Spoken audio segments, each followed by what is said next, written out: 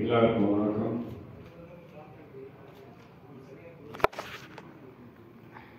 அதாவது அந்தகன் படம் மக்கள்கிட்ட போய் எப்படி சேரணும், அதை எப்படி கொண்டு போய் சேர்க்கணுங்கிற முக்கிய பங்கு வகித்த பத்திரிகை, ஊடகம், தொலைக்காட்சி அனைத்து நண்பர்களுக்கும் உறவுகளுக்கும் என்னுடைய மனமான நன்றி. இன்னைக்கு நாங்கள்லாம் வெற்றின்னு சொல்றதுக்கு முக்கியமான காரணம், முதல் காரணம் நீங்கள் தான். நீங்கள் எழுதின அந்த ரிவ்யூஸ், நீங்கள் பாராட்டின அந்த படத்தை பற்றி பாராட்டினது, இது எல்லாமே தான் இந்த படத்தில் நடித்தவங்களுக்கும் படத்துக்கும் பெரிய அங்கீகாரம் கிடைச்சது. இன்னைக்கு பெரிய வெற்றிக்கு காரணம், முக்கிய காரணம் நீங்கள் தான். அதில் அதாவது ஒரு படத்தை எவ்வளோ கஷ்டப்பட்டு எடுத்தாலும், அதில் எவ்வளோ பேர் என்னதான் நடிச்சிருந்தாலும் அதை கொண்டு போய் மக்கள்கிட்ட சேர்க்கறது, ரசிகர்களுக்கு சேர்க்கறதுல முக்கிய பங்கு உங்களுக்கு தான். இன்னைக்கு ரவி சார் சொன்னார், டைரக்டர் சார், பத்திரிகை உலகம் வளர்ந்துருக்குன்னு. எல்லாருக்குமே இந்த இவ்வளோ பேர் போக மாட்டாங்கன்னு எனக்கு தெரியும். இது நம்ம ஃபங்க்ஷன்றதுனால தான் எல்லா பத்திரிகைக்காரங்களும் வரணும், எல்லா ஊடகம் வரணுங்கிறது என்னுடைய வேண்டுகோளை ஏற்றி இதை நிக்கிலால மட்டும்தான் பண்ண முடியும். நிக்கில் இவ்வளோ பேர் இங்கே அசம்பிள் பண்ணி எல்லாரையும் பேஷண்ட்டாக வர வச்சு பண்ணுறதுக்கு காரணமே அவருடைய உழைப்பு, அவருடைய ஓட்டம், அவர் ஆட்டம், அந்த செயல், அந்த சக்தி அவருக்கு இறைவன் நீண்ட ஆயுளையும் இடவாக்கத்தையும் கொடுக்கணும்னு கேட்டுக்கிறேன். அடுத்ததாக நான் இந்த படத்தில் நடித்த எல்லாருக்கும் அவங்க எல்லாமே கைதேர்ந்த நடிகர்கள். இப்போ நீங்கள் செம்மலரை பார்த்தீங்கன்னா ஒரு சின்ன கேரக்டர், அந்த பையனுடைய அம்மாவை நடிச்சிருக்கு, ஒரு யூனிவர்சிட்டி பாய் ஒருத்தர் இருப்பான், அவனுக்கு மதராக நடிச்சிருக்கு. அதனுடைய டைலாக் டெலிவரி பார்த்தீங்கன்னா ரொம்ப ஒரு எக்ஸ்பீரியன்ஸ்டு, ஒரு 20-30 படம் பண்ண எக்ஸ்பீரியன்ஸில் பேசணும். இல்லையடா இங்கே தான் இங்கே வச்சேன்டா, அந்த சொல்ல அந்த ஸ்லாங்கு, அந்த ஸ்டைல் எல்லாமே ரொம்ப நல்லா இருக்கும். அதே மாதிரி சின்ன சின்ன கேரக்டர் பண்ணது கூட பெரிய பெரிய ஆர்டிஸ்ட் தான் யூஸ் பண்ணோம் அந்த படத்தில்.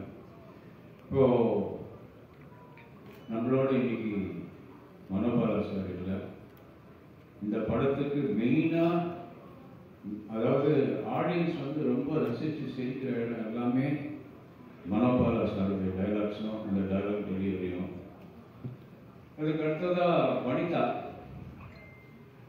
வனிதாவுக்கு எனக்கு அதை காஸ்ட் பண்ணும்போது தெரியும், இந்த கேரக்டரை இதை தவிர வேறு யாராலும் பண்ண முடியாது. எங்கள் ஆஃபீஸ்க்கு என்னை மீட் பண்ணும்போது நான் சொன்னேன்னா, இந்த கேரக்டர் நான் வேறு யாரையுமே திங்க் பண்ணல, உன்னை தான் முதல்ல கூப்பிட்டு பண்ணாங்க அப்படிங்கும்போது அதை நம்பல. சரி, ஏதோ எல்லா இண்டஸ்ட்ரியில சொல்கிற மாதிரி நம்பவே இல்லை. ஆனால் அதே மாதிரி செட்டில் அது பண்ண பர்ஃபார்மன்ஸ், தியேட்டரில் அது வரும்போது இந்த 16 முட்டை சார் சொன்ன மாதிரி இந்த 16 முட்டையெல்லாம் போட்டு கலக்கி முட்டை கடைக்காரன் சொன்னது, இதெல்லாம் அந்த கோவத்தோடு நடிக்கிறது, அந்த எமோஷன் காட்டுறது, பாசம் காட்டுறது, இதெல்லாமே ரொம்ப அழகாக நடிச்சது. அதுக்கு இந்த படத்தின் மூலயமா மிகப்பெரிய பட வாய்ப்புகள், நிறைய வாய்ப்புகள் வரும். நல்ல படங்கள் நடிக்கணும்னு நான் கேட்டுக்கிறேன். அதே மாதிரி ஒவ்வொருத்தராக சொல்லிட்டே போகலாம். இதில் யார் இதில் இருந்தாலும் அவங்களுடைய பங்கு மிகப்பெரிய பங்கு. இப்போது பிரியாணி அந்த கேரக்டருக்கும் ஒரு கியூட்டான ஒரு கருத்து தேவைப்பட்டது.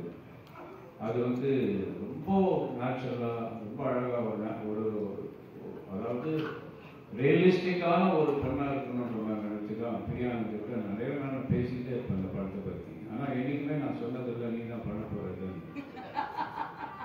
அதுக்கிட்ட நிறைய சஜஷன் கேட்பேன். ஆனால் இந்த கேரக்டர் யார் பண்ணுறா, அந்த கேரக்டர் நான் பண்ணுறேன்னு அது எங்கேயுமே சொன்னதே கிடையாது. ஆனால் ஒரு நாள் நீதான் இந்த கேரக்டர் பண்ணேன்னு சொல்லும்போது அதே கொஞ்சம் ஷாக்கு. அப்புறம் வந்துச்சு, நான் நினச்ச மாதிரியே ரொம்ப அழகாக, ரொம்ப க்யூட்டாக ஒரு ஷாட்லேயுமே அதனுடைய சிரிப்பு, அதனுடைய நடிப்பு, டைலாக் எழுதி, தமிழ் பொண்ணு வேறு மாயவரம் அழகாக ஆக்ட் பண்ணி அந்த கேரக்டருக்கு ஒரு பெரிய சப்போர்ட் பண்ணது. அதுக்கு ரொம்ப தேங்க்ஸ். அதே மாதிரி பெசன்ட் நகர் ரவி, அவர் பெசன்ட் நகர் ரவின்னு தான் தெரியும் எனக்கு. நாங்கள் பாக்ஸ் பண்ண காலத்துலேருந்து நான் பாக்ஸில் இருக்கும்போது அவரும் எங்கள் குருநாதர் தான் பாக்ஸிங் பண்ணார். அது பெசன்ட் நகரில் தான் நடக்கிறதுனால அவருக்கு அந்த பேர்